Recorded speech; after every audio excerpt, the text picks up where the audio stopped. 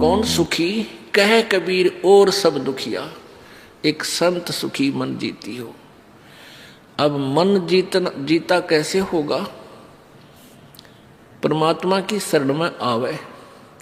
और गुरु जी बताते हैं परमेश्वर का विधान के बीड़ी शराब मांस तमाकू जर्दा कभी छूना भी नहीं है यदि तूने कुछ सुख चाहिए जीवन में। ये सबसे बड़े शत्रु हैं इस प्राणी के, इनको कभी नहीं खाना चाहिए।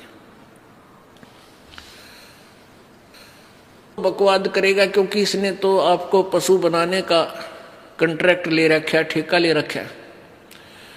इस मन को इन बुराइयों से हटावे और परमात्मा के चरणों में लगावे। मन चाहता है कार खरीदूं, कोठी खरीदूं, ये कर लूं, वो कर लूं।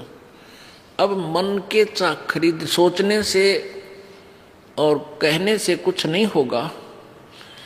परमात्मा में समर्पण कर दे भगवान में कि हे प्रभु, जैसे भी आपने इस दास का हित लगे उतना ही देना, अधिक नहीं। और फिर परमात्मा कहते हैं, जैसे आज दिन में उदाहरण आपको सुनाया था कि साईं इतना दीजिए जिसमें कुटुंब समावे, कल 2 सत्संग में सुनाया था आपको। और हम भी भूखे ना रहें, कोई अतिथि न भूखा जावे, यानी इतना जीत दीजिए जिसमें कुटुंब समावे। कुटुंब समान का अर्थ है रिक्वायरमेंट ऑफ द फैमिली, यानी परिवार की आवश्यकता पूरी हो। कोई अतिथि आ जाए वो भी 2 रोटी खा के जावे और हम भी भूखे ना सोवा, परमात्मा बस इतना दे रहा। अब परमेश्वर कबीर जी ने उदाहरण दिया था, भाई देखो मैं खुद कितना निर्धन बन के एक जीवन व्यतीत किया। हमें उदाहरण देने के लिए एक झोंपड़ी में रहते थे, कपड़ा बुनते थे और जो भी उसकी कमाई होती थी उसी से पैसा लेकर कुछ अपना घर गृहस्थी का अन्न लाते थे।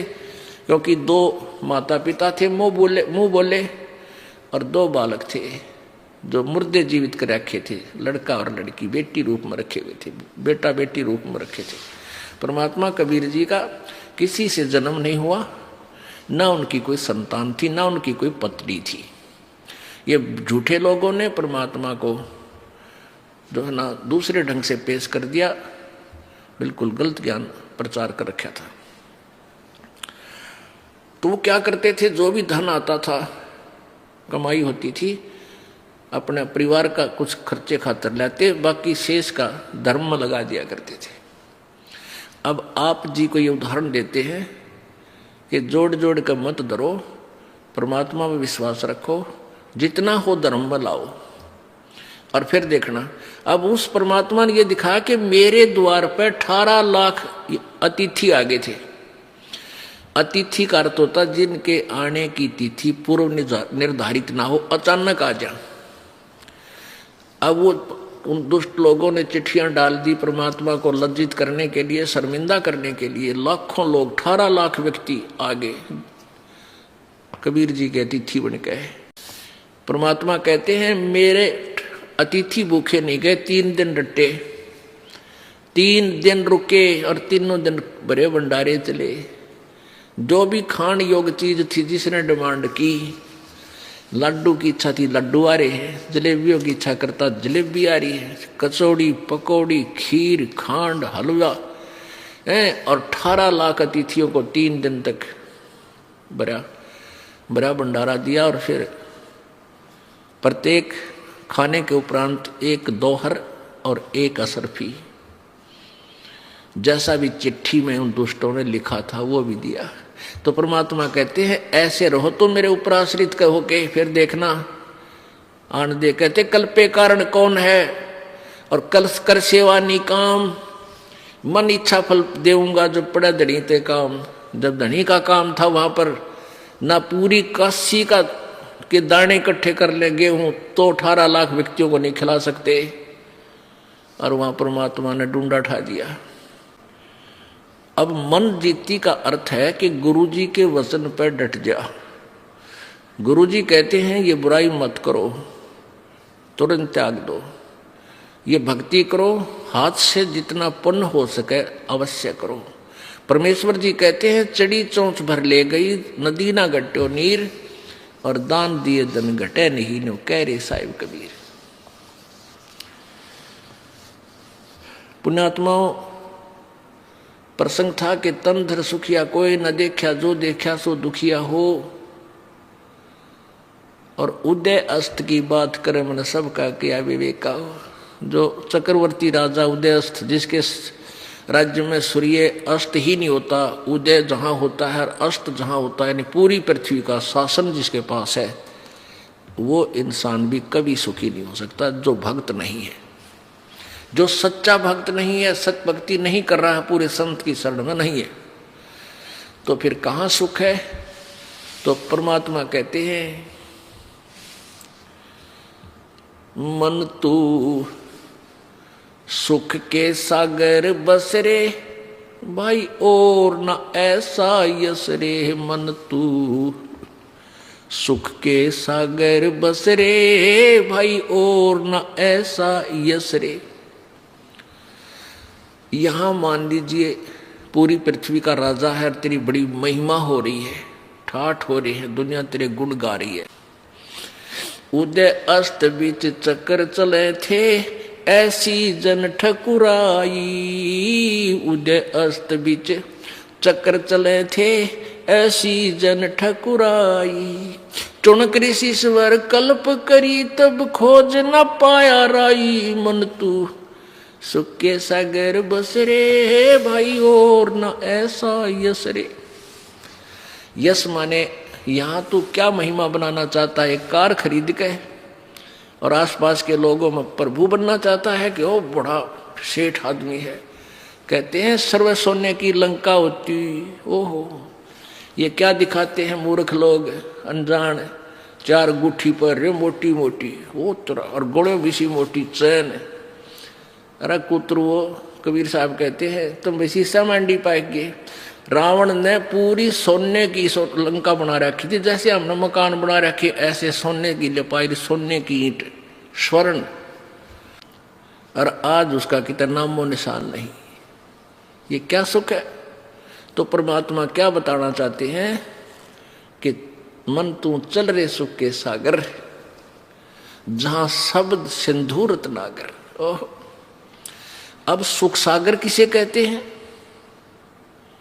भाई? शंखों लहर मेर की उपजे, कैर नहीं जा कोई। शंखों लहर मेर की उपजे, कहर नहीं जा कोई।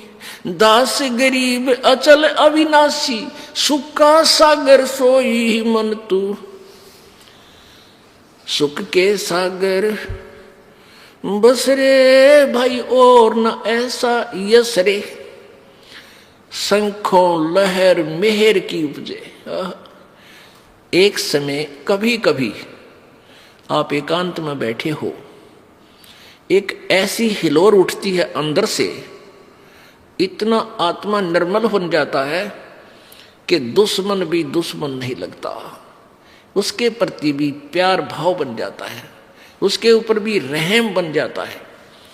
लेकिन वह होती है थोड़ी सी देर की, उसके बाद फिर वही कैर की लहर, उसने ये कर दूंगा, उसको ऐसा केस करूंगा, ऐसा हो गया, लड़का बीमार हो गया, बेटी दुखी हो रही है, पति बटे वो शराब पी रहा है, ऐसा घाटा हो गया, उसमें न्यू हो गया। यानी कोई ना कोई 100 प्रकार की वह कैर की लहर शुरू होगी। और वह मेर की लहर थी, थोड़ी सी देर रुकी थी। कहते वहां सतलोक के अंदर जाके, जहां से तू आया है बावले, ए भोले प्राणी, जहां तू रहता था, जिस सुख को तू तलाश कर रहा है, वो यहां नहीं है, वो उस सतलोक में है। उस सतलोक के अंदर शंखों लहर मेहर की उपजे, और कहर नहीं जा कोई। और दास गरीब अचल अविनाशी, और सुख का सागर सोई। वो सदा रहने वाला स्थान है, वो शाश्वतम स्थान है सतलोक। गीता जी अध्याय नंबर 18 के श्लोक 62 में कहा कि अर्जुन, गीता ज्ञानदाता कह रहा है किसी और भगवान परमेश्वर की शरण में जाने से को, कि हे अर्जुन तू सर्वभाव से उस परमेश्वर की शरण में जा, जिसकी कृपा से तू परम शांति और सनातन परम धाम को प्राप्त होगा। ओह, परम शांति को प्राप्त होगा, और शाश्वतम स्थानम, शाश्वत माने सदा रहने वाला। कभी नाश ना हो जिसका। अब ब्रह्मलोक तक तो सारे नाश हुआ, 21 ब्रह्मांड का नाश, 7 संग ब्रह्मांड का नाश, लेकिन सतलोक, अलखलोक, अगम लोक, अनामी लोक, उन लोकों का कभी विनाश नहीं होता। तो उस वहां चलने के लिए परमात्मा कहते हैं जहां तुम रहा करते थे, और वहां जाकर तुम्हें सुख होगा। वह ना तो जाड़ पड़वाणी कि बुढ़ापा नहीं आवे, ना आंख बनवाणी, ना बीपी हाई हो, ना लो हो। ये 5 तत्व का पुतला नहीं है वहां पर। वहां तो एक नूरी शरीर है, एक तत्व का, ऐसनाविरम शुक्रम अकायम। ओह, वहां परमेश्वर का भी शरीर ऐसा ही है, नूर का है, अपना भी नूर का है। अब जैसे ये पारखी है कबीर पंथ में, पारखी बने हुए हैं कबीर साहिब के पंथ में, कबीर जी का नाम लेकर पंथ चलाते हैं और पारखी नाम रख रखा है, पारख सिद्धांत। वो कहते हैं कि परमात्मा कोई नहीं है, ये जीव ही भगवान है, यही प्रभु है, जीव खुद ही सृष्टा है। अब पुण्य आत्माओं, आत्मा, और फिर नाम रखा परमात्मा। परमात्मा शब्द क्यों बोलते हो फिर तुम? यानी कोई श्रेष्ठ आत्मा भी है, जो सबसे श्रेष्ठ आत्मा है, हमसे उत्कृष्ट आत्मा है, वो हमारा स्वामी है। एक आत्मा और परमात्मा। तो आत्मा का वहां शरीर जो है इतना नूर का है, इतनी चमक है, जैसे ये 5 तत्वों से बना है शरीर। और इस 5 तत्व कौन से हैं? ये अग्नि, वायु और ये जल, पृथ्वी, आकाश। और इसमें कोई सा नहीं दिखता, नजर आओ आपने कितना नहीं। इसी प्रकार वहां सतलोक के अंदर एक नूरी शरीर है, तेज, एक तेज तत्व से, और उससे इतना सुंदर शरीर बनता है, मुलायम सा, और ना वो कभी ओल्ड होता, बूढ़ा नहीं होता, सदा युवा रहता है। और उसमें ना बीपी हाई हुआ ना लो हुआ, क्योंकि वो ब्लड से बना हुआ नहीं है। तो ऐसा ही परमेश्वर का शरीर है, वो परमात्मा है। उनका इतना तेज है सूर्य का, उनके शरीर में इतना तेज है, वो इतने सर्वशक्तिमान शक्तिशाली है। हमारा इतना तेज है, 16 सूर्य जिसका प्रकाश होता है, इतना तो एक आत्मा का शरीर है। और उस परमात्मा के एक रूप में करोड़ सूर्य, करोड़ चंद्रमा मिला दे, जब सतलोक के अंदर जो प्रभु के शरीर की स्थिति है, तो भी वो प्रकाश फीका रह जावे प्रभु के उस नूर के सामने। इतना नूर, इतना सुंदर है। मतलब जैसे कहा अगर ना किसी लड़के बहन भाई को देखे कि भी इतना कितना नूर है इसके चेहरे पे, यानी कितना सुंदर है, कितनी चमक है इसकी, तो ऐसे वो परमात्मा के शरीर की चमक है। और वहां आत्मा का शरीर भी नूर, एक तत्व से बना हुआ है। अब हम वहां से आए हैं, और जब तक वहां नहीं जानेंगे हमें सुख नहीं हो सकता। वहां जाने के लिए कौन सी विधि अपनानी है, कैसी अपनानी है, कैसा संत चाहिए, कौन सा मंत्र चाहिए, वो ये दास बतावेगा। वैसे तो अपनी अपनी कह गए इस दुनिया के मां, और बिन साहिब की बंदगी की तो ठोर ठिकाना ना। अपनी अपनी सभी बताते हैं, ये दाप कर लो, ये भक्ति कर लो, ये मंत्र कर लो, एक माला दे दी, ले कंठी, तू चेला मैं गुरु। ये कोई बात हुई? अब यहाँ आते हैं बिहार के बच्चे, परमात्मा की प्यारी आत्मा, ये बहुत अच्छी आत्मा जो इतनी दूर सफर करके आई, बाल बच्चों को लेकर आए, वर्ष भी, बूढ़े भी। अब इनको उल्टे रंग में रंग रखा वहां नकली कबीर पंथियों ने। एक तुलसी की लकड़ी की माला दे रखी है, गले में गाल दी, ने कहा माला नहीं उतारेंगे, कंठी हो, कंठी नहीं खोलेंगे। इस कंठे ने शर्मा मार ले, बता क्या करेगी इस कंठी का, क्या करोगे? अरे परमात्मा ने जो ज्ञान दिया है उसके आधार से चलो, और तुम सारी क्रिया करो, दुर्गति हो रही तुम्हारी, घर में इतना दुख, शरीर में कष्ट, इस कंठी ने कोई लाभ नहीं दिया तुम्हारे। परमात्मा कबीर जी ने कहा था, ये कबीर जी ने कंठी से सिलसिला नहीं चलाया, ये तो नकली कबीर पंथियों ने बाद में इन भोली आत्माओं को बांधने के लिए सिस्टम तैयार किया। कबीर जी ने केवल एक समय नाम उपदेश लेने के लिए महर्षि रामानंद जी को अपना गुरु बनाने के लिए, गुरु मर्यादा बनाए रखने के लिए, क्योंकि वो वैष्णव साधु थे रामानंद जी, वो कंठी दिया करते एक तुलसी की माला, एक मणिया,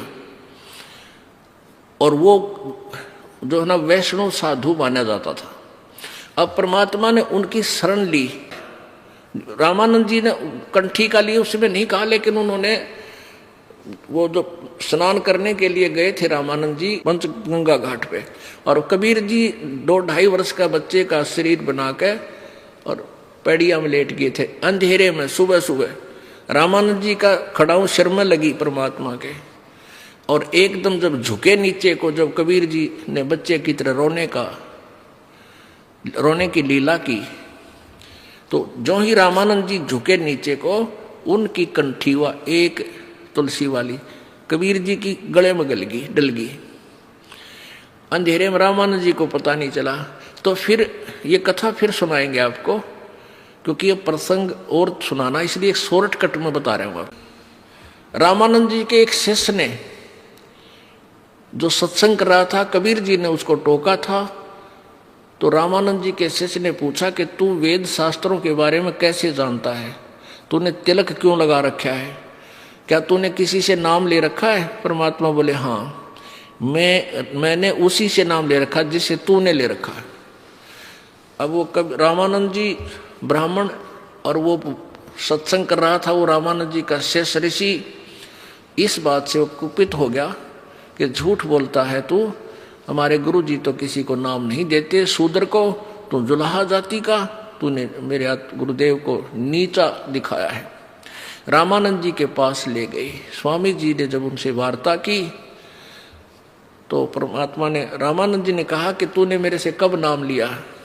परमेश्वर ने बताया कि ऐसे ऐसे आप स्नान करने गए थे और मैं वहाँ लेटा हुआ था, आपकी खड़ाऊ मेरे सर में लगी थी, मैं बालक था छोटा सा, और तब आपने मुझे कहा था बेटा राम राम बोल, और ये कंठी आपने मेरे गले में डाल दी थी। और डली थी वैसे कुदरती, झुकने के कारण रामानंद की निकल गए और परमेश्वर कबीर जी के गले में डल गई थी। तो कबीर जी ने कहा, रामानंद जी ने कहा कि मैं शिष्य जिसको बनाता हूँ उसको कंठी देता हूँ, ये माला देता हूँ एक मनके की। तेरे पास है? काट के दिखा दी। हाँ जी ये लो। कहने लगी मैंने तेरे को कब दी? कि जिस दिन ऐसे ऐसे कहानी बनी उस दिन आपने मुझे दी थी। तो वो परमात्मा ने केवल इसलिए वो कंठी डाली थी कि इसकी भ्रम तोड़ दूं इस रामानंद जी को। फिर रामानंद जी से चर्चा की, ज्ञान गोष्ठी हुई, फिर रामानंद जी को सतलोक दिखा परमेश्वर ने। वो महर्षि फिर परमात्मा के चरणों में गिर गया था कबीर जी के, और रामानंद जी ने भी वो कंठी तोड़ कर फेंक दी थी और कबीर जी ने भी फेंक दी थी, क्योंकि इन कंठियों से भगवान नहीं मिला, इस मंत्र और साधना से परमात्मा प्राप्ति होगी। अब वो टप्पस फिर क्या था, रामानंद जी के जो शिष्य थे वो रामानंद जी से विरुद्ध हो गए कि ये ब्राह्मण होकर और जुल्हाए के साथ रहता है, इसने नाश कर दिया। तो उन नकलियों ने वो कंठी वाला सिलसिला फिर जारी रखा। लेकिन परमात्मा कबीर जी ने केवल सब चीज़ों से दूर किया। परमात्मा ने कहा है कंठी माला सुमरनी सभी सिलसिला मेट, इन सबको भूल जा। और माला तो आपने, अब जैसे आप आरती में पढ़ते हो, आप संध्या आरती में पढ़ते हो, तत् का तिलक और ध्यान की धोती, ये मालाएं हमारी हैं, ये हमारे गहने हैं, एक भक्त के होने चाहिए। और परमात्मा ने कभी भी ऐसा तेज की आरती तेज का आगे, तेज का भोग तेज को लागे, तेज पखावज तेज ही बाचे, तेज ही नाचे, तेज ही गावे, तेज का थाल तेज की बाती, तेज का पुष्प तेज की पाती, तेज के आगे तेज विराजे, कह कबीरा आरती साजे। अदली आरती अदल समोई, निर्भय पद में मिलना होई, दिल का दीप पवन की बाती, और चित्त का चंदन पांचों पाती, तत् का तिलक ध्यान की धोती, और मन की माला अजप्पा ज्योति। ये हाथ में माला लेकर जाप करना, इसको भी मालिक ये कहते हैं, इसकी कोई आवश्यकता नहीं। फिर भी क्योंकि हम जैसे बच्चे को पहले क ख सिखाते हैं तो तख्ती पर लिखकर, फट्टी पर लिखकर सिखाया करते थे, अब ऐसे सिखाते हैं। तो यहाँ परमात्मा कहते हैं कि तत् का तिलक और ध्यान की धोती। तत् का तिलक यानी इस तिलक को लाने के लिए नहीं कहा कि आपके पास तत्व ज्ञान हो, और तत्व ज्ञान आप जब भी बोलोगे तुरंत प्रकट हो जाएगा, ये तेरा तिलक है। और ध्यान की धोती, मन की माला गले में डालने से कोई लाभ नहीं। जैसे मन है इसको परमात्मा के नाम पर लगाए रख, और इसको दिन रात इसके संबंधित जोड़े रख, ये वास्तविक माला है।